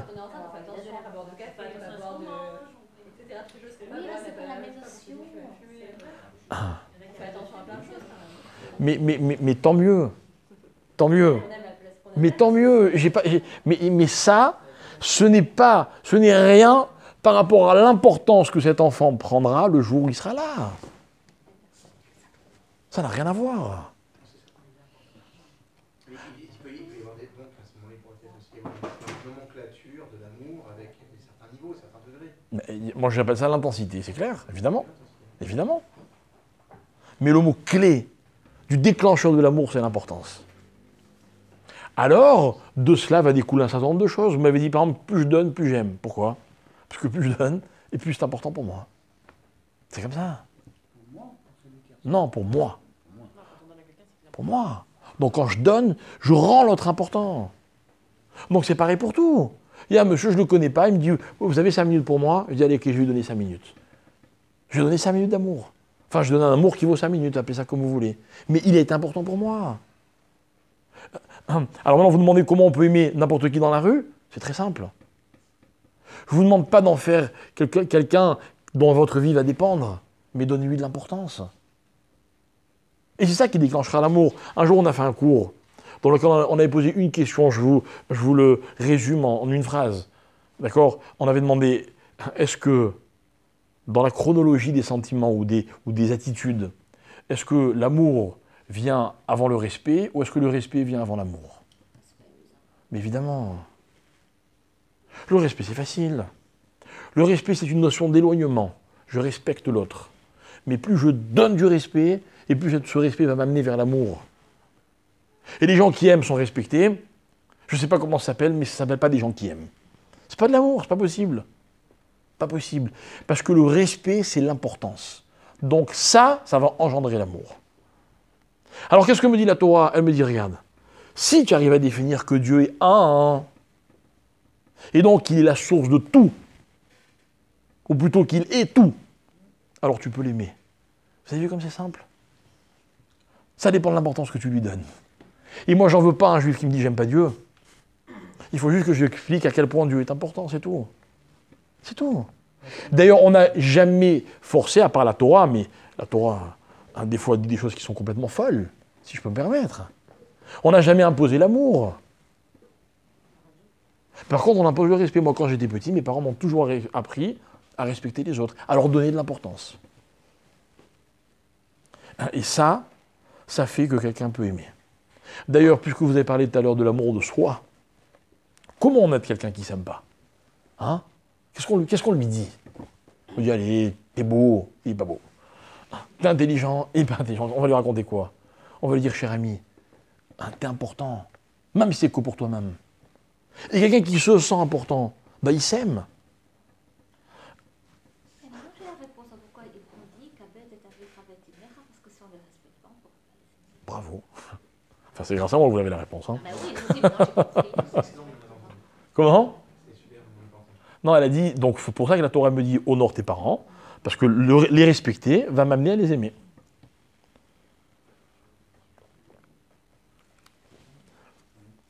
Je suis désolé, hein. Je suis désolé de vous avoir imposé cette idée selon laquelle les gens qui ne sont pas importants pour vous, ne vous racontez pas que vous les aimez.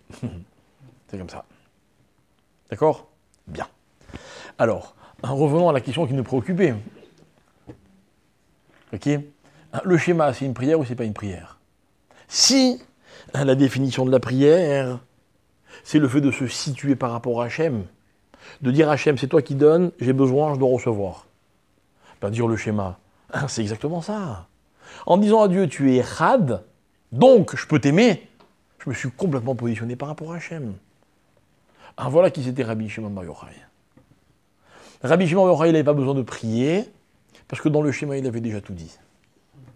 En d'autres termes, si vous et moi, on était capables de tout dire dans le schéma, on n'aurait pas besoin de continuer la prière. On pourrait tout de suite retourner à l'étude. D'accord? Donc, il n'y a plus de questions. Maintenant, tout ça, on l'a dit pourquoi? Pourquoi je vous raconte tout ça? Ça, c'était des petits détails. C'est parce que le Rambam, les maîtres nous disaient, la Shira, il faut la dire avant le schéma. D'accord? Quel rapport? Quel rapport? Alors, écoutez bien. Le rapport, c'est que, avant d'arriver au schéma, pour que je puisse me positionner par rapport au schéma, il faut que je sois conscient de ce que Hachem me donne. Or, il n'y a pas de plus bel exemple dans l'histoire pour réaliser de ce que Dieu donne à l'homme que la traversée de la mer Rouge. Comment? Pourquoi il n'y a pas plus bel exemple? Hein? C'est plus important que le don de la Torah. C'est pas pareil. Le don de la Torah, Hachem m'impose des choses. Là, il ne m'impose pas. Il est juste là pour me sauver. Il me donne quelque chose de fabuleux. Hein? Mais oui, d'accord, mais la Emouna, elle dépend à quel point je réalise de ce que Dieu me donne. Alors, il m'a donné quoi au moment de la traversée de la mer Rouge? Il m'a donné quoi? Qu'est-ce qui s'est passé? L'important, c'est qu'il a changé la nature. Mais la nature, elle a changé, sans arrêt, il a changé la nature. Pourquoi, quand il a transformé le Nil en sang, il n'a pas changé la nature? Alors, écoutez bien. On va faire encore un petit détour. Ok? Le détour, c'est le suivant. Il y a un texte dans la Guémara, donc là, on est dans un autre traité, qui dit la chose suivante. Dans la Guémara de Shabbat, toujours, mais là, on est en page 118. D'accord? Gemara de Shabbat, page 118, la Gemara rapporte les propos de Rabbi Yossi. Rabbi Yossi disait, Amar Rabbi Yossi, Yehi chelki im gomre alel bechol yom. Ah, si je pouvais être de ceux, dit Rabbi Yossi, qui récitent le Hallel tous les jours. C'est ce que c'est le Hallel? C'est quoi le Hallel? Des psaumes, dans lesquels on dit quoi? Voilà, on rend hommage à Dieu, c'est des louanges. Et Hallel, c'est louer Dieu. D'accord? Donc, si je pouvais être de ceux qui tous les jours ont envie de louer Dieu. Demande la Guémara, hein. Mais le Hallel, il ne faut pas le dire tous les jours. La Guémara dit comme ça, à Omer Hallel bechol yom arezé mecharef ou megadef. Celui qui récite le Hallel tous les jours, c'est comme s'il blasphémait Dieu. Pourquoi? C'est très simple. Parce que vous savez ce que c'est remercier? Remercier, c'est très beau. C'est noble de remercier. De dire à quelqu'un qui m'a fait quelque chose de bien, je te remercie, c'est beau. Mais de dire merci à quelqu'un qui m'a rien fait, d'accord? C'est acide. C'est ironique. Ah, merci pour avoir été ce que tu m'as fait hier. Il vous a rien fait. Il le prend comment, d'après vous? Il dit quoi? Tu me charries? Tu te moques? Tu me rabaisses. Je t'ai rien fait. Voilà pourquoi la Gemara dit le Hallel a été prévu par les Chachamim pour n'être dit que dans certaines circonstances. Il y a une fête juive, il y a un Rosh Chodesh. Ils ont statué dans quelles circonstances précises on dit le Hallel. Mais le Hallel, on ne doit pas le dire tous les jours. Alors il veut quoi, Rabbi aussi? On ne doit pas dire le Hallel tous les jours. Hein? Mais je viens de vous expliquer pourquoi pas. Mais pourquoi pas, c'est-à-dire, vous venez aussi de nous expliquer que Dieu est présent partout. Non, je vous explique, Victor, c'est simple. Je vous explique, Victor, c'est très simple. D'accord, merci tous les jours, d'accord, ok, mais vous ne pouvez pas dire le même merci pour ce qui est ordinaire, même si c'est vital, hein, que ce que vous allez dire comme merci quand il va se passer quelque chose de vraiment extraordinaire. Hein? Voilà. Quoi, c'est-à-dire que vous dites merci à Dieu tous les jours, et le jour où vous avez l'amour, je dis merci comme hier et avant-hier. Ça veut dire quoi? Mais aujourd'hui, je me suis tué pour toi. Je veux un merci un peu spécial. C'est normal. C'est normal. Ah, imaginez, moi, j'ai une synagogue, il y en a un, il vient, il me donne 50 shekels, l'autre, il me donne 50 000 shekels. Franchement. C'est vous, les 50 000 shekels. Vous voulez le même merci que je dis à tout le monde? Je dis, non, je fais un effort, moi. Donnez-moi 50 000, je vais vous montrer. Ok. Écoutez bien. C'est pas la peine, c'est bon, j'ai compris, d'accord. Alors. Il y en a pour qui c'est pas un effort. Il y en a pour qui 50 000 c'est rien. Par contre, celui qui donne 50, ça se trouve, c'est tout ce qu'il a dans la poche. Oui, mais. Il ne veut pas vous les donner, les 50 000. Écoute, dans l'absolu, c'est sûr que tu as raison. D'accord? Maintenant, on parle de Dieu. Dieu, il peut tout donner. Mais il ne me donne pas tout, tous les jours. Donc c'est normal que pour cette même personne, je ne dise pas merci de la même manière dans toutes les circonstances. D'accord? Mais l'idée, c'était la même. Ok? Bien. Réponse de la Gemara. Non, il ne s'agit pas, en fait, il ne s'agit pas du Hallel comme on connaît, le Hallel qu'on récite pendant les fêtes. Écoutez bien, le Hallel dont parlait Rabbi aussi, c'était le Hallel de Psuké des Imra. C'est quoi Psuké des Imra? Hein, vous vous rappelez? Psuké des Imra, c'est une série de psaumes dans lesquels, ou plutôt, tous ces psaumes, sauf un, commencent par le mot Alléluia. Alléluia, c'est le même mot qu'Hallel. D'accord? Donc, qu'est-ce qu'il disait Rabbi aussi? Il dit, j'aimerais bien être. Enfin, genre, il faut être de ceux qui disent tous les jours à Dieu, Hallel, ok, pas le Hallel circonstanciel, mais le Hallel du quotidien. Et là, qu'est-ce qu'on apprend dans cette Gemara? C'est que les Alléluia qu'on dit tous les jours, eh ben, eux aussi s'appellent Hallel. Ok? Et en fait, mes chers amis, il y a deux Hallel. Il y a le Hallel miracle et il y a le Hallel normal. Hein? Parce que quand je dis tout à l'heure le merci, machin, etc., vous m'avez tous dit, mais enfin Dieu, il mérite qu'on lui dise merci tous les jours. Eh bien, on lui dit merci tous les jours. Mais pas seulement un petit merci, on récite un hommage à Dieu qui s'appelle le Hallel, comme si on l'appelait le petit Hallel. Vous avez compris? Très bien. Alors maintenant, j'ai une question. Lorsque on parle de la traversée de la mer Rouge, est-ce que pour vous, ça mérite un merci ordinaire du quotidien, ou est-ce que pour la traversée de la mer Rouge, on devrait dire un merci, genre de Hallel, complet? Vous allez, alors si vous me dites de classe mondiale, je vous réponds alors pourquoi on le dit tous les jours? Vous avez suivi ma question? Hein? Il faut se souvenir tous les jours comme si on sortait. Hein, alors à ce moment-là, on n'a qu'à faire Pessar tous les jours. Alors écoutez bien, et c'est là le cœur de notre message. Ok? Encore une fois, tout dépend de la façon dont on se positionne par rapport à Hachem. Voilà, le mot-clé, c'est celui-là. D'accord? Toute l'idée, c'est là qu'elle se trouve. Maintenant, on va analyser brièvement ce que c'est la traversée de la mer Rouge. Qu'est-ce qu'on en dit dans les textes? Alors moi, je vous ai sorti deux exemples, il y en a beaucoup, hein, des exemples. Je vais vous en citer deux. Un, que l'on trouve dans la Gemara de Sota. Sota, page 2. Davbet. Là-bas, vous savez ce qu'a dit la Gemara? Elle dit, caché, je suis sûr qu'il y en a qui vont être d'accord avec moi, caché, zivougo chez la dame, kekriat yamsouf. Oui, j'avais compris pourquoi. Ah, on n'a pas tous les mêmes atouts. Ok. La Gemara dit le mariage, marier deux personnes, c'est aussi dur que ouvrir la mer Rouge. Parfois même toujours.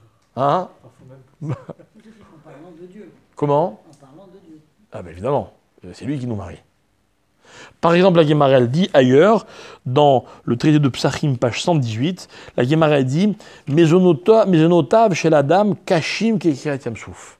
La parnassa, c'est aussi dur que la traversée de la mer Rouge, que l'ouverture de la mer Rouge. Ça veut dire... Hein? Non, c'est pas Dieu. De quoi, la mer Rouge ou la parnassa? Pour Dieu, c'est tout pareil. Ah non mais regarde, pour Dieu, c'est sûr que tout est facile. Il a créé le monde, de quoi on parle? Mais c'est-à-dire que moi, qui suis le bénéficiaire de ça et de ça, je dois savoir que pour Dieu, donner la parnassa à quelqu'un, c'est un vrai miracle. C'est un miracle qui n'est pas moins grand que l'ouverture de la mer Rouge. Mais moi, je veux répondre, mais c'est pas vrai. Mais moi, j'ai une bonne place, je travaille bien, ok, j'ai des capacités, ben à la fin du mois, je touche mon salaire. Qu'est-ce qu'il y a de difficile? Elle est où la difficulté? Moi, ben, pas m'en vouloir, mais j'ai un look d'enfer. Moi, me marier, pour moi, rien de plus facile. J'ai juste le choix. Ok, j'ai pas encore arrêté mon choix, mais quand je veux, je me marie. Il y a des gens qui pensent comme ça, des gens pour qui ça se passe comme ça. Alors pourquoi on me dit que c'est tellement dur? Ça veut dire quoi dur? Vous avez saisi ma question?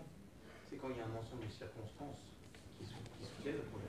Non mais t'as raison, mais ma question c'est pas pourquoi c'est dur de se marier. C'est pourquoi on compare. Voilà, le mariage à la mer Rouge. Quel rapport? Ça, c'est un vrai miracle qui est arrivé une fois dans l'histoire. Et ça, c'est des choses... Ça arrive tous les jours. Parce que de la même façon, il faut y croire avec un véritable engagement.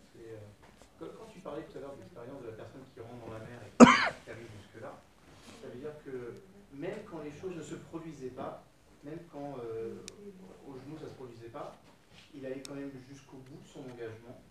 Et avec la vraie croyance que les choses allaient se produire telles que lui avait décidé par rapport à son engagement. Alors, d'accord.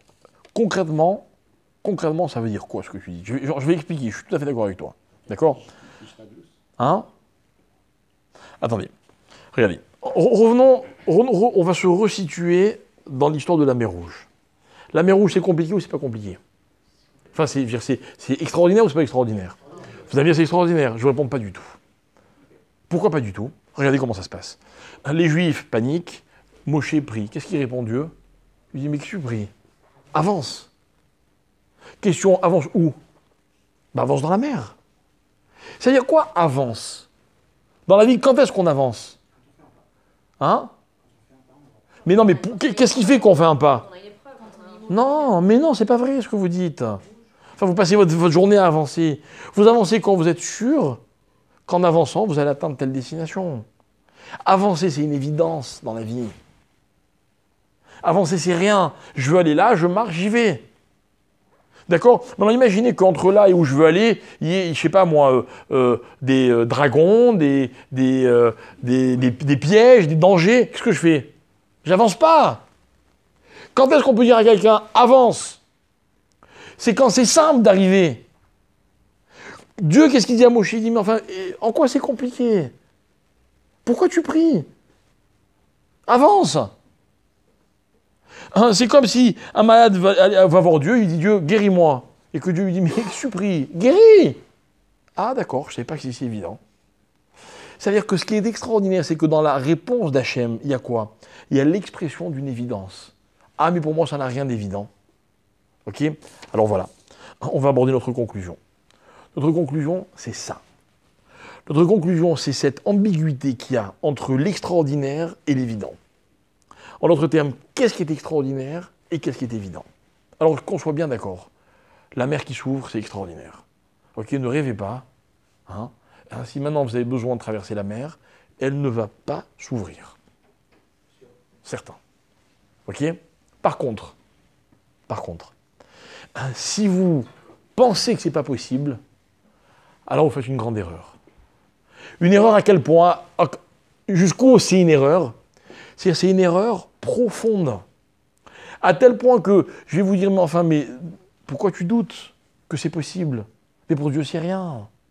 Un jour, il a fallu que la mer s'ouvre, et les Juifs n'ont eu qu'à avancer, puis elle s'est ouverte. c'est qu'il y a quand même un message qui est extraordinaire. Ce message, c'est quoi?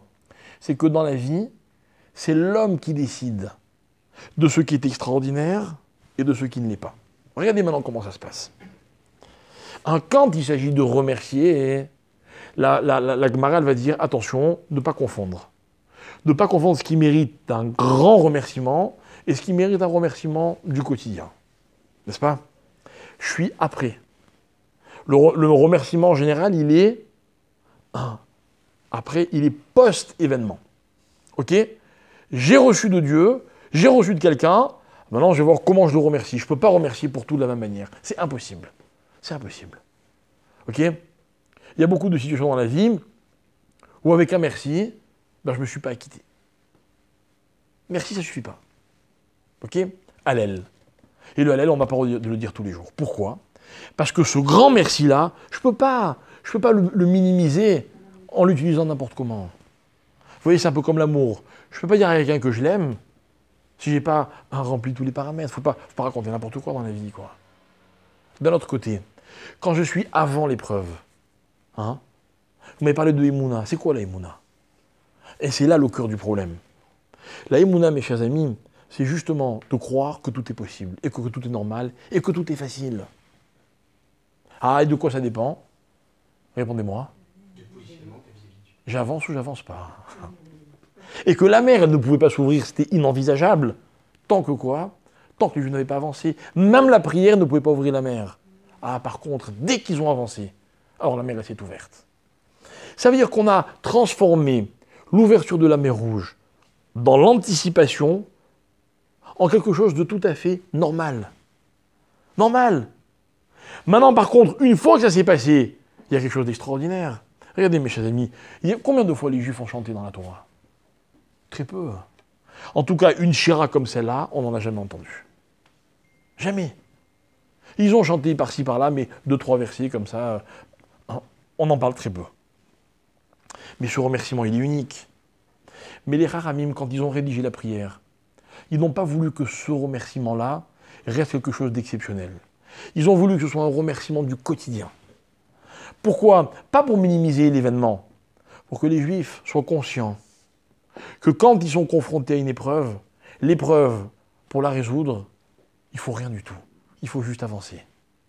Ils ont voulu que les Juifs soient conscients que le miracle, ça peut être quelque chose de normal. Et j'ai envie de dire comme ça, que dans la vie, il y a 2 types de miracles. Il y a le miracle extraordinaire et le miracle ordinaire. Et le miracle ordinaire, il remplit ma vie. Je le trouve à chaque pas. Et justement, il dépend de mes pas. J'avance ou j'avance pas? Vous allez voir quelqu'un qui est malade, il est très malade, Dieu nous en préserve. Qu'est-ce que vous allez lui dire? Oh là là, toi pour te guérir, il faudrait un miracle. Vous l'avez tué. Vous lui avez enlevé toutes les chances de guérison. L'erreur que font beaucoup de médecins. Vous allez le voir, oui, tu sais, Dieu il peut tout. Il a même ouvert la mer. Justement, on en parlait ce matin, et hier aussi, et avant-hier, et demain on va en reparler. C'est tellement banal. Il vous dit, ah bon, c'est vrai? Il peut ouvrir la mer, donc il peut me guérir. Et puis tout d'un coup, vous l'avez transformé. Vous avez en face de vous quelqu'un, il n'a pas de quoi manger. Il n'est pas marié, il ne trouve pas. Il peut être désespéré. Et vous dites, ah, mais ça, mais c'est rien, c'est comme la mer Rouge. Non, mais c'est fabuleux. C'est quoi, c'est comme la mer Rouge? T'avances, ça marche, t'avances pas, ça marche pas. Eh oui. En d'autres termes, tous ceux qui ne sont pas mariés, vous avez compris. Non, mais c'est vrai. C'est vrai. Mais c'est comme la parnassa. De qui elle dépend? De Dieu. De Dieu. Les gens, ils sont là, ils s'agitent, ils travaillent, ils courent, ils vont, ils prennent des avions, des machins. Ils se défoncent pour leur parnassa. Ah, parce que s'ils restaient là, Dieu ne pourrait pas les nourrir. Mais ça dépend de toi, mon cher ami. Ça dépend de toi. Ça dépend de ton parcours. Maintenant, justement, dans ce contexte-là, marcher, ça ne veut pas dire aller loin. Ça veut dire aller loin. Vous savez, j'ai l'impression, mais ça n'appartient qu'à moi ce que je vais vous dire, que marcher, c'est un test. C'est un test. Je teste Dieu. Enfin, je teste. Je connais les résultats. Plutôt, je me teste par rapport à Dieu. Vers quoi je marche? Vous savez comment on se marie? Je vais vous dire. Je vais vous dire comment on se marie. Vous allez me dire, avancer, je veux bien, mais avancer comment? Ben, je vais vous répondre. Et épouser n'importe qui. C'est ça, avancer. C'est comme sauter dans la mer, quoi. Et puis hop, ça s'ouvre, ça marche. Vous me croyez? Essayez. Hein, vous ne me croyez pas? Vous n'avez jamais essayé? Mais c'est vrai. C'est comme la parnassa. La parnassa, moi je vous dis, je vous confie quelque chose, on en a déjà parlé plusieurs fois, je ne veux pas trop vous saouler avec ça, même si vous n'arriverez pas à ébranler mes convictions. Hein. Vous voulez de la parnassa? Vous voulez ou pas? Ouais. Ouais. Travaillez. Mais n'importe quel travail. Hein. Genre même celui qui dure 1 heure par jour. Vous ne me croyez pas? Vous m'avez jamais testé. Vous n'avez jamais essayé. Mais moi je vais vous raconter une histoire véridique. Un jour, les Juifs étaient devant la mer, ils ont fait un pas et elle s'est ouverte. Alors, vous dites quoi de ça? Moi, j'appelle ça un miracle ordinaire. Non pas que j'ai rendu le miracle ordinaire, j'ai rendu mon ordinaire un miracle. Et bien, c'est ça la notion du Hallel quotidien. Rabbi aussi disait, je prie pour être de ceux qui sont capables de dire le Hallel tous les jours. C'est-à-dire quoi? De remercier Hachem sur l'ordinaire, exactement comme si c'était quelque chose d'extraordinaire. Pas les mêmes mots, parce que ça, j'ai pas droit. Mais avec la même conviction, avec le même engouement. Vous voyez, il y a une flamme dans un merci. Quand quelqu'un vous dit merci avec Havana, c'est pas le même qu'un petit merci comme ça du bout des lèvres. Vous achetez une baguette, vous dites merci. D'accord? Bon, petit merci, quoi. Vous l'avez payé votre baguette en plus. Mais on vous rend un vrai service. Vous dites pas merci de la même manière. Le Hallel, le Alléluia, c'est moi. C'est moi qui le définis. Regardez, c'est extraordinaire. Les Chachamim, ils ont mis la Shirat Hayam dans les textes qui consistent à remercier Dieu pour ce qui se passe tous les jours. Tous les jours. Et si vous lisez les textes de Alléluia, et vous comprenez le sens, vous allez voir. C'est les choses simples de la vie. On parle de tout le monde. On parle de la pluie, on parle de la neige, on parle des nuages, on parle de... Voilà. On les voit tous les jours. On oublie qu'il faut remercier Dieu pour ça. Non, ça aussi s'appelle un Hallel. Et c'est exactement ce que les Chachamim ont voulu nous enseigner. Voilà pourquoi ils ont placé ce texte-là. Et quoi? Comment? Le plus près possible du schéma.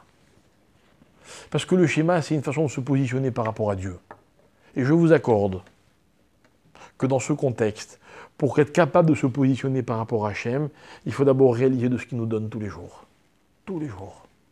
Et si vous n'arrivez pas à vous positionner convenablement en repensant à ce qu'il vous donne tous les jours, alors pensez à ce qu'il vous a donné une fois dans l'histoire.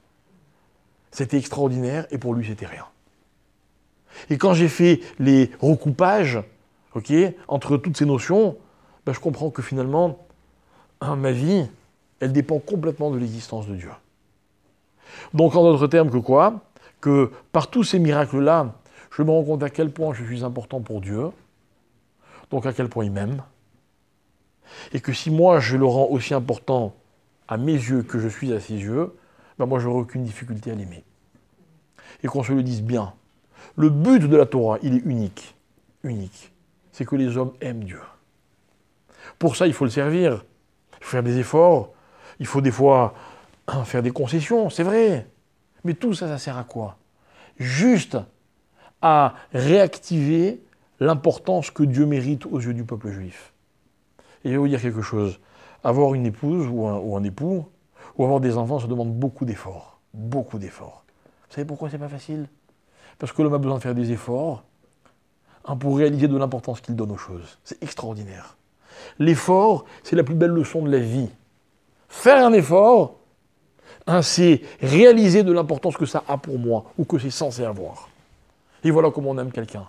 On l'aime quand on est prêt à faire des efforts pour lui. Pas parce qu'il a besoin de mes efforts, parce que j'ai besoin de faire des efforts pour réaliser qu'il est important pour moi. Et plus vous êtes prêt à faire des efforts pour quelque chose ou pour quelqu'un, et plus ça veut dire, c'est juste un indice, que cette chose-là ou cette personne est importante à vos yeux. Et c'est ce qui va vous permettre de l'aimer. Vous voyez? C'est ça la Shirat Hayam. Alors franchement, et ce sera ma dernière question, ça valait pas un chant? C'est pas une musique? C'est pas quelque chose qui est censé être mélodieux? Alors oui, c'est vrai, dans les synagogues, pas tout le monde ne sait chanter convenablement, mais tout le monde y met son cœur. C'est plus tellement les notes de musique qui comptent, mais c'est la flamme dans laquelle avec laquelle on prie. Et ce qui est extraordinaire, c'est que à Zécher Moshe, quand vous arrivez à la synagogue, ça reste un peu une référence. Vous êtes là avant Zécher Moshe ou après Zécher Moshe. Vous voyez? Ah, c'est vrai, non? Parce que c'est le moment où on entend tout le monde chanter de loin. On se dit, ah, c'est Adja Chermoshe, il faut que j'y aille.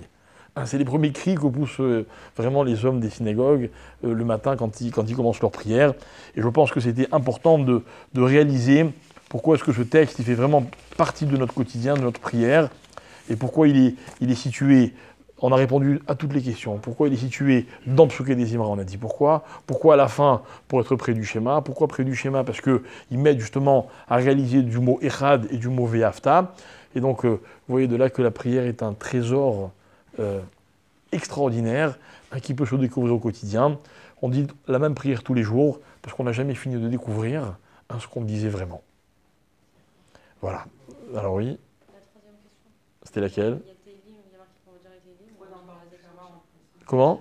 Il y a marqué dans le Baruch Shamar qu'on va dire que des Tehillim. De David. Et qu'il y a des chants. Parce qu'à la base, ce que les Imra, c'était que des Tehillim. Et que les Khamim, ils ont rajouté. Pourquoi ils ont rajouté? Parce que dorénavant, ce texte-là, il fait partie du Hallel. Or, le Hallel, c'est David Ameller qui l'a écrit. Donc, en fait, si vous voulez, c'était une façon de renommer la Shirat Hayam. C'est-à-dire, elle fait partie intégrante du Hallel. C'est extraordinaire, c'est-à-dire que c'est ça qui devient la référence de Shirat Hayam. Mais évidemment, c'était compréhensible avec tout ce qu'on a expliqué. Voilà.